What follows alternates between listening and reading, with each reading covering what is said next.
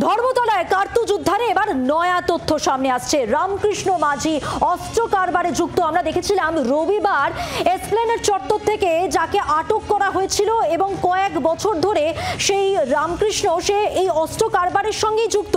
কার্তুজ বিহারের আরা থেকে পৌঁছয় হলদিয়ায়। হলদিয়া থেকে কার্তুজের ডেলিভারি নেয় রামকৃষ্ণ।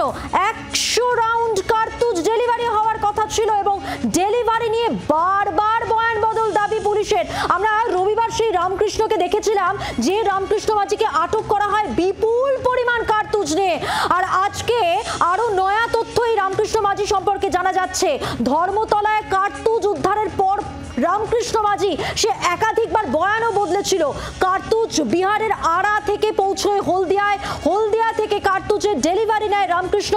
কোথায় 100 রাউন্ড কার্তুজ ডেলিভারি দেওয়ার কথা ছিল সেই প্রশ্ন সামনে আসে এবং ডেলিভারি নিয়ে বারবার যেমনটা আপনাদের বলছিলাম বয়ান বদল করছিল রামকৃষ্ণ। দাবি পুলিশের। আর গত রবিবারই আমরা দেখেছি ধর্মতলা বাস স্ট্যান্ড থেকে গ্রেপ্তার করা হয়। সরাসরি কথা বলবো, আমাদের সঙ্গে রয়েছেন আমাদের প্রতিনিধি পিয়ালি মিত্র। পিয়ালি, রামকৃষ্ণ মাঝিকে নিয়ে একাধিক তথ্য সামনে আসছে রবিবারের পর থেকে, যখন থেকে তাকে আটক করা হয়েছে।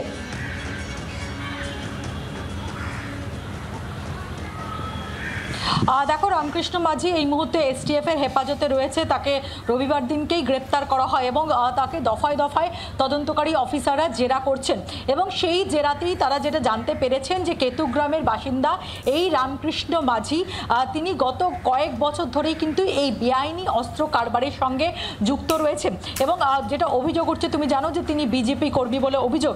এবং রামকৃষ্ণ মাঝির কাছ থেকে যে 120 রাউন্ড কার্তুজ পাওয়া যায় সেই কার্তুজ কোথা থেকে এসেছিল সেটা জানার চেষ্টা করছিলেন এবং সেই বিষয়ে তাকে জেরা করে তদন্তকারী অফিসাররা যেটা জানতে পেরেছেন যে এই যে কার্তুজ সেটা বিহারের আড়া থেকে এসেছিল এবং একজন ক্যারিয়ার সে বিহারের আড়া থেকে হলদিয়াতে সেই কার্তুজ নিয়ে আসে এবং সেখান থেকে হলদিয়াতে গিয়ে এই কেতুগ্রাম থেকে হলদিয়াতে পৌঁছায় রামকৃষ্ণ মাঝি এবং সেখান থেকে 120 রাউন্ড এই কার্তুজ সে ডেলিভারি নিয়েছিল।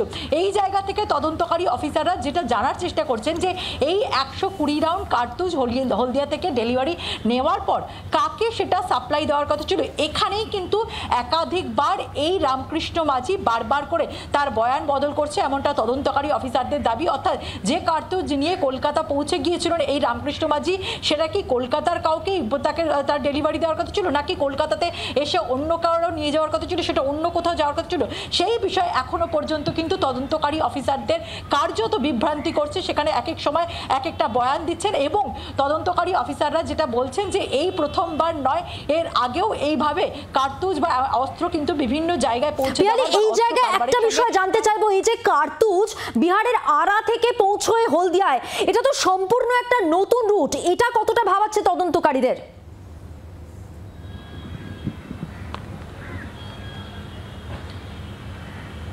একেবারেই দেখো, হলদিয়াতে আনা সাধারণত আমরা দেখি যে বিহারের যোগ সাধারণত আমরা সমস্ত প্রায় অস্ত্র উদ্ধারের ঘটনাতে দেখেছি। সম্প্রতি তুমি শিয়ালদা স্টেশন বলো বা আনন্দপুর বলো, যেখান থেকে যত অস্ত্র বা অ্যামুনেশন উদ্ধার হয়েছে আমরা বিহারের যোগ পেয়েছি, সেটা সরাসরি হয় বিহার থেকে কলকাতা বা হাওড়াতে পৌঁছে সেখানে হলদিয়াতে ভায়া হলদিয়া এবং তারপরে এখানে আনা হচ্ছে। কোথাও না কোথাও শিয়ালদা বা হাওড়া এখানে সরাসরি আনলে নজরে পড়ে যাচ্ছে, বারবার করে গ্রেপ্তারি হচ্ছে। সেই কারণেই কি তদন্তকারী অফিসারদের নজরদারি এড়ানোর জন্য ঘুরপথে হলদিয়া এবং তারপরে কলকাতায় নিয়ে আসে, এর পেছনে কি এইটাই কারণ রয়েছে, সেগুলো কিন্তু তদন্তকারী অফিসাররা জানার চেষ্টা করছেন। ধন্যবাদ পিয়ালি, সরাসরি ছিলেন আমাদের সঙ্গে আমাদের প্রতিনিধি পিয়ালি মিত্র। কথা বললাম তার সঙ্গে। ধর্মতলায় কার্তুজ উদ্ধারের নয়া তথ্য সামনে এসেছে।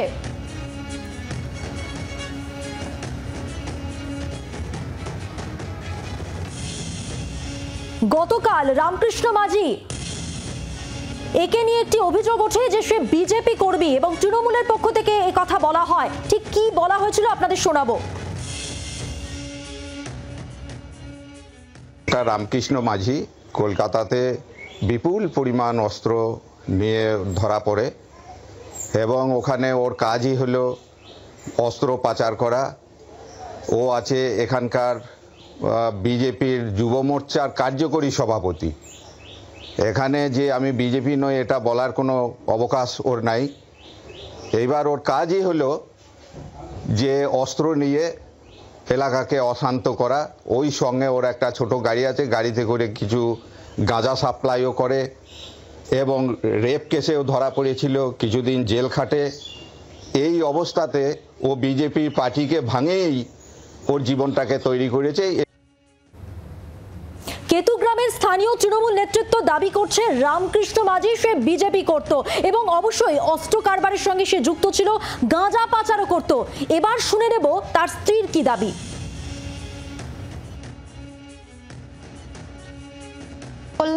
টাকার লোভ দেখিয়েছে দিয়ে করে ফেলেছে এই কাজ। আর এমনি তো ও কখনই আমি দেখিনি এইসব কাজে জড়িত। এতদিন বিয়ে হয়েছে। টাকা দরকার ছিল নাকি ওর? তো বললাম 5,000 টাকার মতো দরকার ছিল। কি জন্য? গাড়ি কিস্তি করে হয়তো। সেই টাকা কি চেয়েছিল কারো কাছে? হ্যাঁ, তো বাড়িতে দাদুদেরকে চেয়েছিল, ওরা বলছে নেই গো টাকা। আর হয়তো টাকাটা পেয়ে গেছে, দিয়েছে, হয়তো লোভ ধরিয়েছে। এখানে ওখানে থাকলে যেত এরকম। কোন দলের? বিজেপি। রামকৃষ্ণ মাঝি সম্পর্কে তার স্ত্রী কি বললেন আপনাদের শোনালাম। এর আগে কেতুগ্রামের স্থানীয় তৃণমূল নেতৃত্বর কি দাবি তাও শোনালাম। এবার শোনাবো বিজেপি নেতা সজল ঘোষ গতকাল কি বলেছেন এই রামকৃষ্ণ মাঝি সম্পর্কে। আমরা কোনোই অপরাধকে সমর্থন করি না, কিন্তু আমাদের লোকেরা যদি কার্তুজ নিয়ে ঘোরাঘুরি করে তাহলে জেনে রাখুন তৃণমূলের দিন শেষ। চক্রান্ত, ষড়যন্ত্র, সেটা আইন বার করুক। বিজেপির লোক বলে একটু বেশি টাইট দিয়ে দেখুক। আর আমি একটু আগে যেটা জেনেছি, ও আগে বিজেপি করতো, বহু বছর সে বিজেপির সঙ্গে যুক্ত নয়। যারা একটু আগে প্রেস কনফারেন্স করছিল এটা নিয়ে দেখলাম, সেই জয়প্রকাশ মজুমদার তিনিও আগে বিজেপি করতেন, সেটা কথা নয়। তো আমার বক্তব্য, বিজেপি হোক তৃণমূল হোক, অপরাধী হলে শাস্তি দিক। বাংলার আওয়াজ, বাঙালির আবেগ, জি 24 ঘন্টা।